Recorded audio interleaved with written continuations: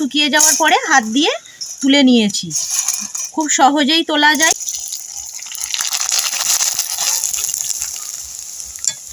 দেখতে পাচ্ছেন বন্ধুরা কতটা ফুলেছে, খুব হালকা হয়েছে। দেখতে পাচ্ছেন বন্ধুরা, হাত দিয়ে গুঁড়ো করছি, একদম গুঁড়ো হয়ে যাচ্ছে।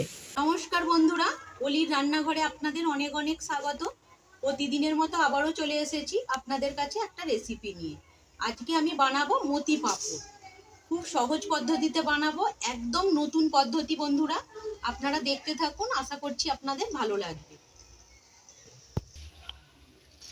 আমি এখানে সাবুদানা নিয়েছি। সাবুদানাটা আমি ঘন্টাখানেক রোদে দিয়েছিলাম। আপনারা চাইলে বড় দানার সাবুও নিতে পারেন, ছোট দানারও নিতে পারেন, বা মাঝারিটাও নিতে পারেন।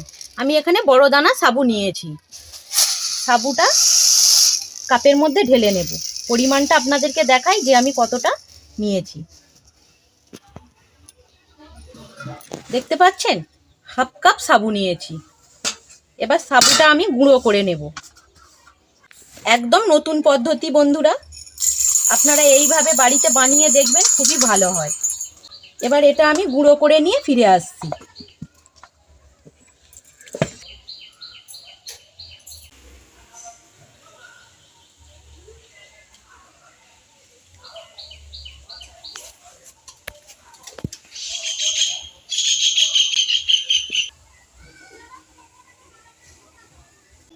সাবুটা আমি গুঁড়ো করে নিয়ে ফিরে এসেছি।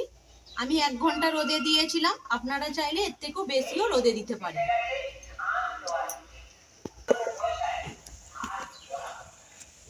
দেখতে পাচ্ছেন বন্ধুরা, গুঁড়ো করে নিয়ে এসেছি।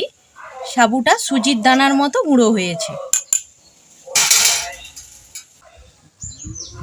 এবার সাবু গুঁড়োটা আমি কড়াইয়ের মধ্যে দিয়ে দিচ্ছি।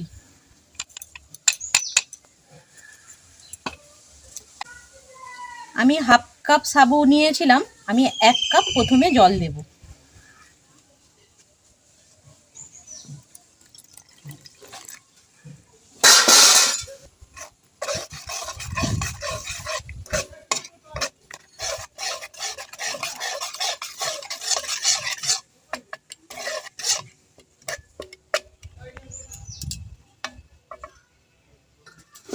এক কাপ জল দিয়েছি, আবারও আমি জল দিয়ে দেব। 2 কাপ, 3 কাপ, 4 কাপ, 5 কাপ,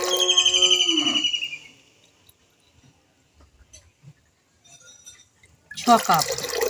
আর জল দেব না।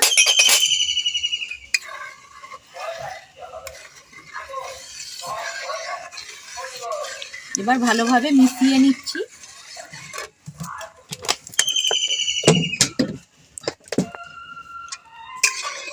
এবার আমি উনানটা ধরিয়ে নেব, তারপর আমি উনানের মধ্যে কড়াইটা বসিয়ে দেব। উনানটা ধরিয়ে নিয়েছি, এবার আমি কড়াইটা বসিয়ে দেব।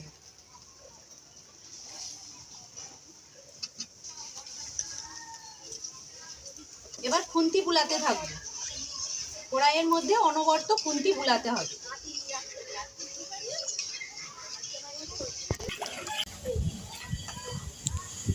অনেকটাই ঘন হয়ে এসেছে, এবার আমি একটু নুন দিয়ে দেব। এবার দিয়ে দেব পরিমাণ মতো নুন। এইভাবে নাড়তে থাকবো।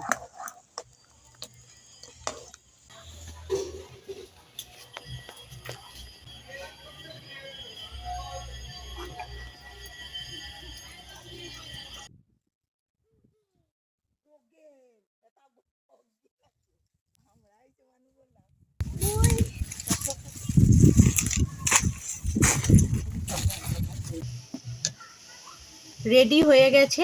এবার আমি আপনাদেরকে দেখাবো পাঁপড় বানানোর জন্য একদম পারফেক্ট হয়েছে কিনা। আমি একটা বাটি নিয়েছি, বাটির মধ্যে দিয়ে দেব। দেখতে পাচ্ছেন বন্ধুরা, যেখানে ফেলিয়েছি সেখান থেকে আর সরে যাচ্ছে না। তার মানে একদম পারফেক্ট হয়েছে পাঁপড় বানানোর জন্য। এবার আমি নামিয়ে নেব। নামিয়ে নিয়েছি। এবার আরও ঘন হয়ে যাবে। এবার আমি ঠান্ডা করে নেব। আমি এখানে দুটো বাটি নিয়েছি। একটা বাটির মধ্যে আমি ইয়েলো ফুড কালার দিয়ে দেব, সামান্য, খুব বেশি না। আর একটা বাটির মধ্যে আমি রেড ফুড কালার দিয়ে দেব। সাবুর ব্যাটারটা এবার আমি দিয়ে দেব বাটির মধ্যে।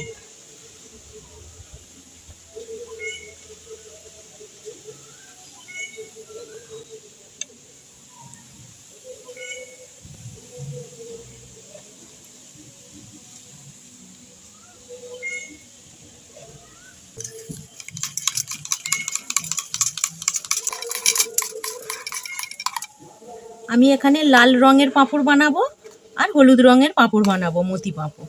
আপনারা চাইলে অন্য কোনো রং থাকলেও বানাতে পারেন রং দিয়ে, না হলে শুধু সাদা মতি পাঁপড়ও বানাতে পারেন। আপনারা চাইলে রংটা আরও ঘন করতে পারেন বা হালকাও করতে পারেন।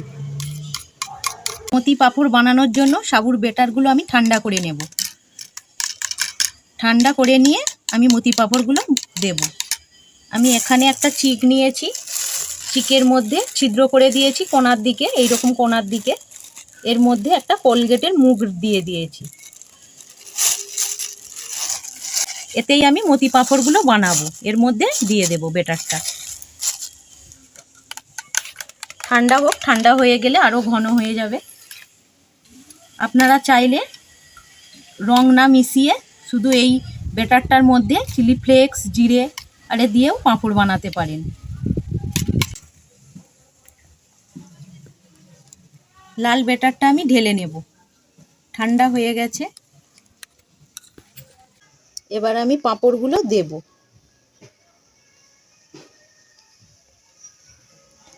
এইভাবে একটা একটা করে দেব।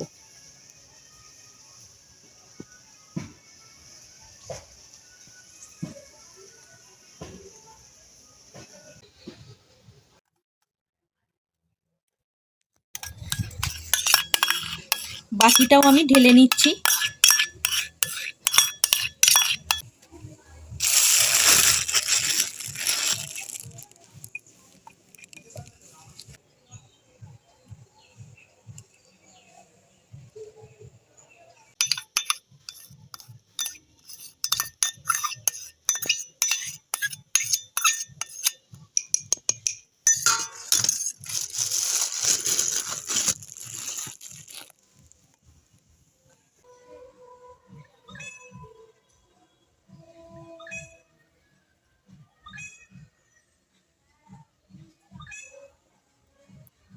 লাল আর হলুদটা বানানো হয়ে গেছে। এবার আমি সাদা পাঁপড়টা বানিয়ে নেব।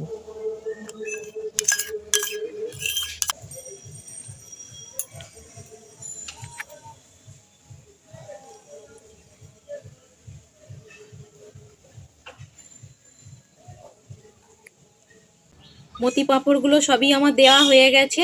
এবার আমি পাখার তলায় রেখে দেব। আজকে রোদ ঠিক মতো উঠেনি, রোদ উঠলে আমি রোদে দিতাম। আর এটা বেশিক্ষণ সময় লাগবে না, 10-12 ঘন্টার মধ্যেই শুকিয়ে যাবে। সেই কারণে আমি পাখার তলায় রেখে দেব। পাখার তলায় রাখলেও শুকিয়ে যাবে। বন্ধুরা, আমার পাঁপড়টা শুকিয়ে গেছে। আমি যে পাঁপড়টা শুকনো করতে দিয়েছিলাম সেটা শুকিয়ে গেছে। আপনারা রোদেও শুকোতে পারেন আর ফ্যানের তলাতেও শুকোতে পারেন। খুব ভালো মতো শুকিয়ে নিয়েছি। পাঁপড়টা শুকিয়ে যাওয়ার পরে হাত দিয়ে তুলে নিয়েছি। খুব সহজেই তোলা যায়। এবার আমি পাঁপড়টা ভেজে দেখাবো কতটা সুন্দর হয়েছে। বন্ধুরা, দেখতেই পাচ্ছেন খুব সুন্দর হয়েছে, যেন মনে হচ্ছে মতি। উনানটা ধরিয়ে নিয়েছি আর উনানের মধ্যে আমি কড়াই বসিয়ে দিয়েছি। কড়াইয়ের মধ্যে সাদা তেল দিয়েছি। তেলটা গরম হয়ে গেলে আমি মতি পাঁপড়গুলো ভেজে নেব। তেলটা ভালো মতো গরম করে নিয়েছি। এবার আমি মতি পাঁপড়গুলো ভেজে নেব।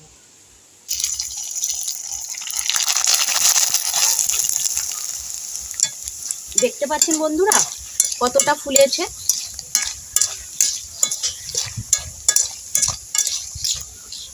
পাঁপড়গুলো কতটা ফুলে বড় হয়েছে।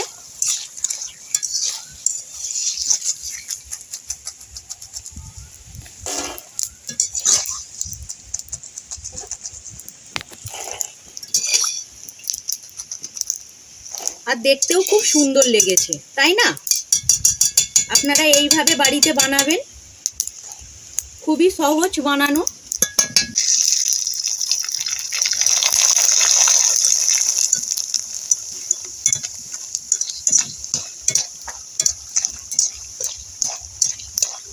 আপনারা এই পাঁপড় মশলা মিশিয়েও খেতে পারেন।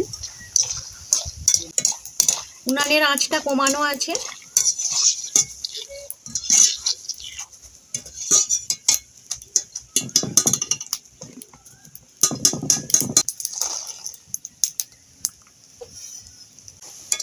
সব পাঁপড়গুলো আমার ভাজা হয়ে গেছে। আপনাদের এই পাঁপড়ের রেসিপিটা কেমন লাগলো আপনারা কমেন্ট করে জানাবেন। আর যদি ভালো লেগে থাকে চ্যানেলটা সাবস্ক্রাইব করে দেওয়ার অনুরোধ রইল।